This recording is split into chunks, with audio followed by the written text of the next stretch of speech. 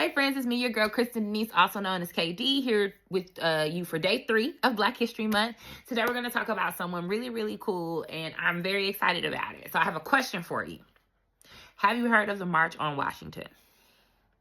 Yes, of course, you have heard of the March on Washington. Who hasn't heard of the March on Washington? You got Dr. King, I Have a Dream speech, 1963, right, this whole thing. But did you know that was not the first talk of a March on Washington? And one of the key organizers of the 1963 march had this idea several years beforehand. And he was one of the major organizers behind the scenes of the 1963 march. So today, we're going to learn more about A. Philip Randolph, okay? One of the key players, major organizers of the March on Washington. We don't get I Have a Dream without A. Philip Randolph, and let's talk about why. So A. Philip Randolph was born in 1889 and transitioned to become an ancestor in 1979. So he lived a very long life. And over the course of his life, he helped to accomplish 4 really big things for Black people in civil rights. He was a part of the socialist movement.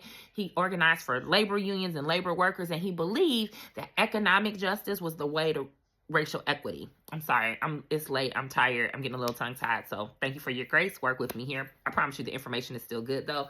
Remember, if you see me looking out to the side, I'm just looking at my notes, because I don't want to forget anything, especially about someone as dope as A. Philip Randolph, somebody who we don't learn about a lot or enough, but we're going to learn about him today, and just the key role he played in the civil rights movement. So, okay, ready? So the first thing he did, or the first place he kind of came on the scene, is he was a founding member, a co-founder of the Brotherhood of Sleeping Car Porters, which started in 1925. So here's why that was really interesting and really significant in Black history.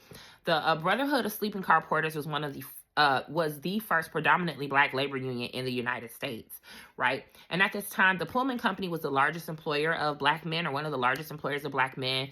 And those porters dealt with a lot of dangerous and harsh conditions. They dealt with low wages on the trains. And it's like, what are we doing? So in 1937, they were able to win a collective bargaining agreement together, securing better wages, and better working conditions for Black railroad workers, which was super significant. And this victory made A. Philip Randolph a major force in the labor rights and civil rights advocacy. So as if that wasn't enough, in 1941, over 20 years before we get the March on Washington, he actually threatens the U.S. government with a march on Washington. Let's talk about it. So during World War II, the U.S. government continued to allow racial discrimination in the defense industry and in the military, which is really wild. You are good enough to die for our country and to wear this uniform and to go fight, but you're not good enough to eat at the same tables and to work together. That doesn't make any sense. So Randolph threatened at the time to organize a massive march on Washington, D.C., demanding an end to racial discrimination in war jobs. And in the end, the president at the time, who was Franklin Roosevelt, issued Executive Order 8802. This banned discrimination in defense industries and established the Fair Employment Practices Committee.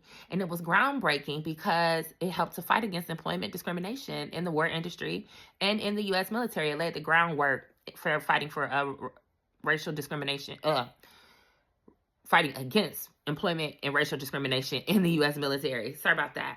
So 7 years later, in 1948, he continued in his advocacy, right? And he challenged then President Harry Truman on racial segregation in the U.S. Armed Forces, right? Standing on the work he had previously done. And his pressure at this time led to Executive Order 9981, which officially desegregated the military, making it a major step towards racial equality in the United States.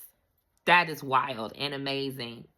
Then finally, he was one of the key architects, one of the main organizers of, guess what? The March on Washington for Jobs and Freedom.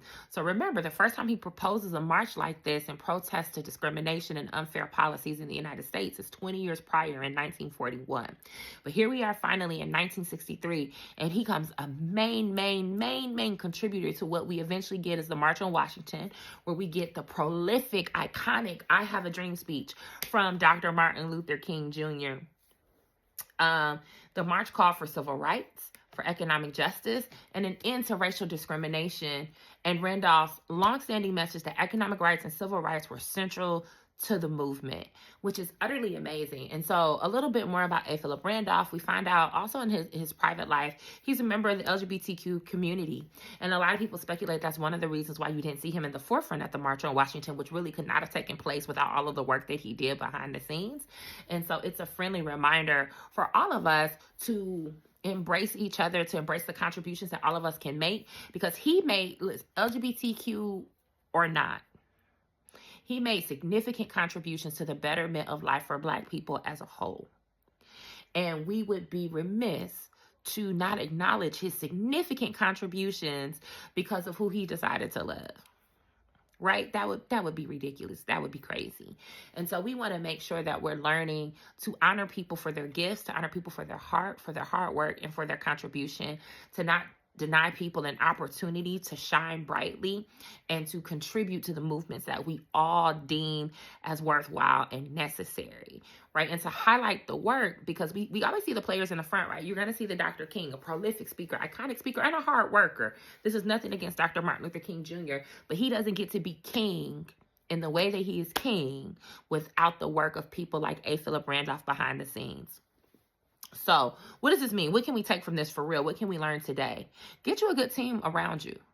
Get you some people around you who can help build the foundation for you to stand upon, who don't mind playing in the background, who don't mind being the architects, building the stage upon which you get to stand.